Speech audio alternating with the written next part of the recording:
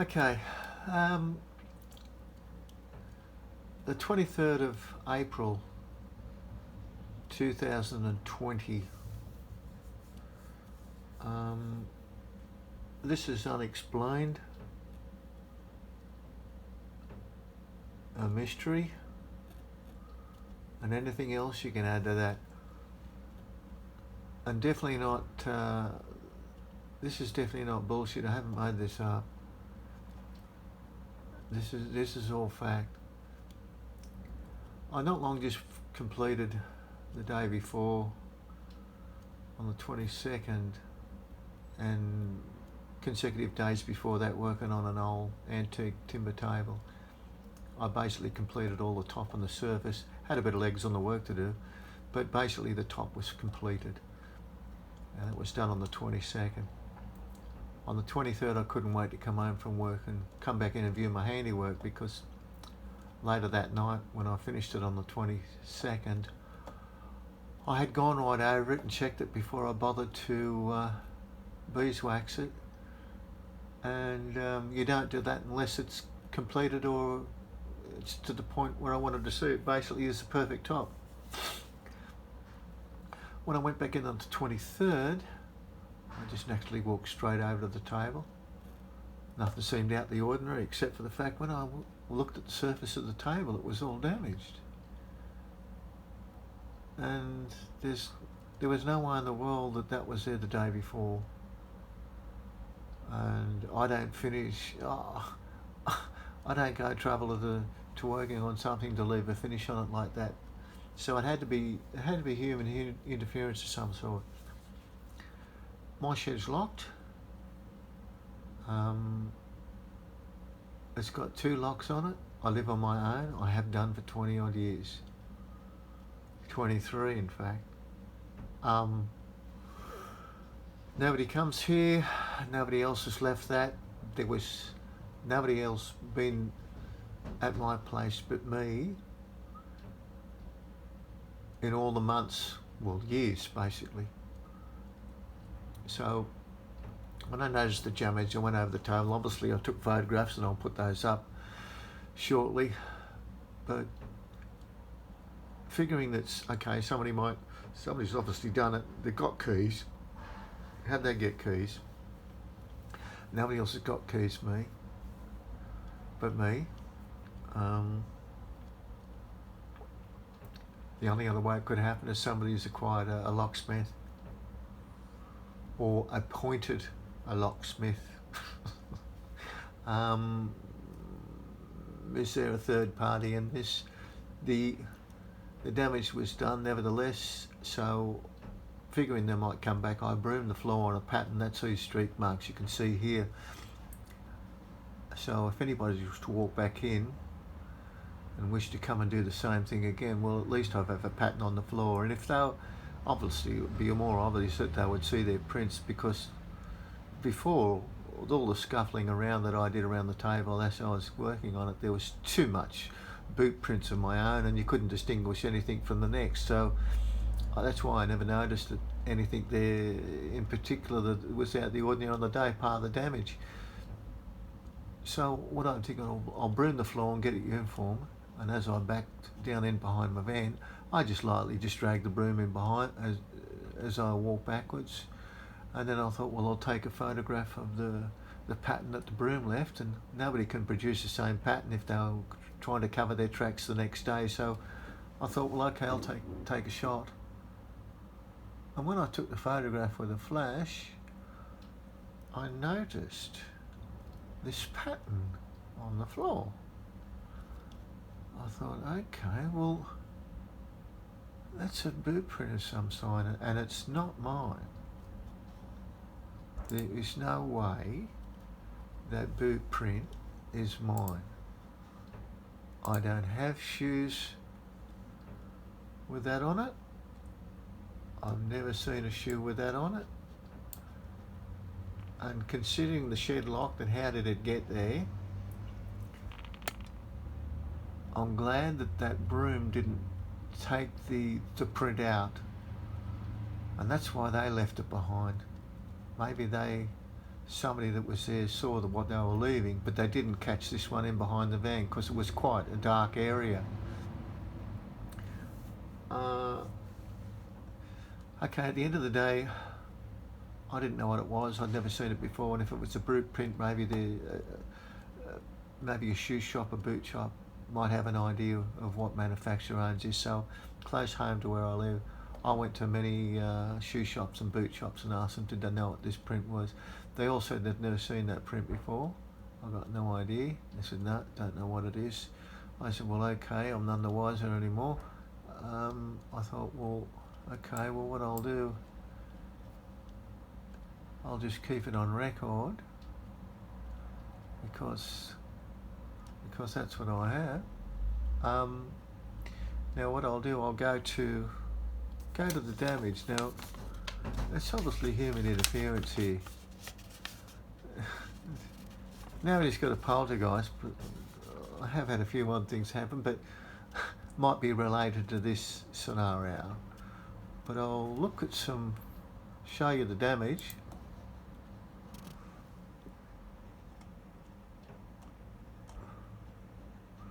Right, let me have a look. Yeah. Basically, that's what I did to make the floor uniform. If somebody was to walk back in, it'd be easy to see a print. But then again, as I said, they're just as easy to go over it with a broom. But they wouldn't be able to get the same pattern after I'd taken the photograph. It would be different. So you'd still know that somebody had been there. The damage done is, let's face it, there's marks here that just weren't there the day before, and let's face it, you don't miss marks like that. You know, you'd have to be, with all respect, there are people that can't see, but you'd have to be blind not to have witnessed that, and I wouldn't leave it that way. So that's what I found part of the damage on the 23rd. That table was perfect on the 22nd. So that's part of the damage.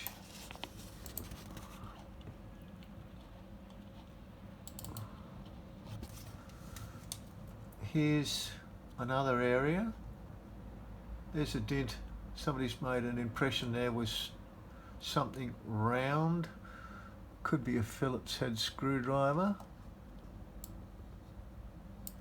Doesn't seem to have a T in there, but it's an impression. There's a slight mark there. And this area here, obviously you can see the staining, which was there before. That used to be an old nail. It was repunched, and usually if I fill it up, and usually use filings from sandings and then glue, and then let it set overnight, and then I sand it. But somebody's gone to the trouble of digging that out. Now, why would I do that? I'm going to say the idea is to get the table because I'd planned to sell it. You wouldn't do that intending to sell it. Like I say, it wasn't there on the 22nd. The other marks are, there. Some of the surfaces, nope. That's basically the finish it had.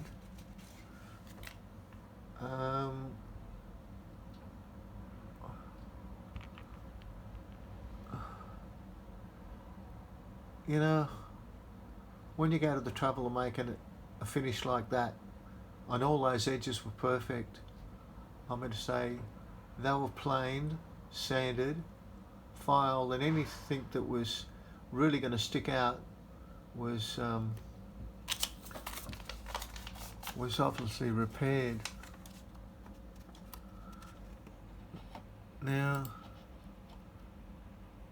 there are other marks here that I'm trying to find. see, here's some other marks here. Sadly, it's a little bit blurred, but nevertheless, even though it's blurred, you can still see. Anyway, what I'm trying to say is, what did it? What boot print is that? Somebody's obviously done it. It's human interference. I'd like to know what brand of boot would have left that. Somebody might know. Somebody may know. I could show you more clips of the damage of what was on there. I could show more clips, but at the end of the day, the markings that are apparent here is these symbols down here appear to be, it's like a hexagonal nut, a shaft. There's these chain type shapes here link into each other like links of some type.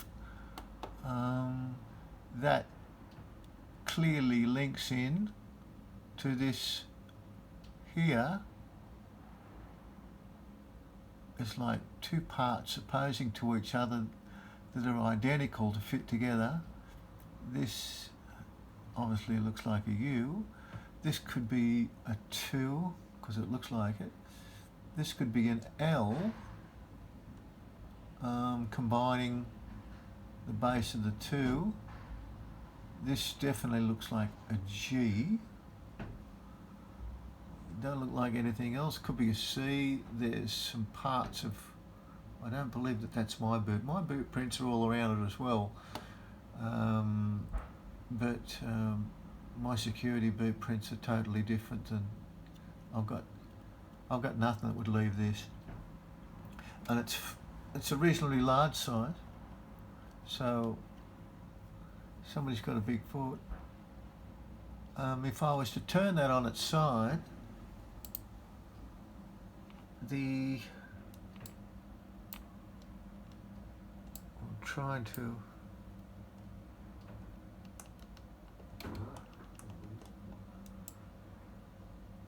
this area here below the G turned on the side looks like it could double as an A. So I don't know. But anyway, as weird as it is, I can't explain it other than the fact that somebody's got to have come in and done it. And I've been telling people for a long, long time, stuff happening around my house that can't be explained, and I don't do it myself. I waited a long time to put this up. This happened in 2020. So somebody may know what boot print that is, might be able to explain it to me, or what those markings might mean. Thanks for watching, and yeah, all the best. Thank you.